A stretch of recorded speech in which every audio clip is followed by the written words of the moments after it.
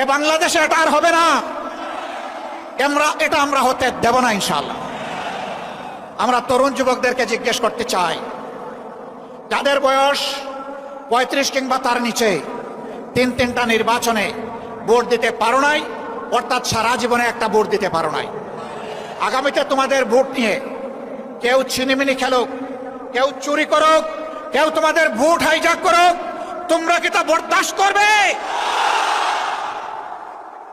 আমরা তোমাদেরকে কথা দিচ্ছি, তোমাদের ভোটের পাহারাদারি করার জন্য আমরাও যুবক হয়ে সেদিন তোমাদের সাথে একইভাবে লড়বো ইনশাআল্লাহ। এখন থেকে আমরা সারা দেশে জনগণের ব্যাপক ভালোবাসা দেখতে পাচ্ছি। এই ভালোবাসা ঈর্ষান্বিত হয়ে মনের জ্বালায় অনেকে আমাদের ব্যানার ফেস্টুন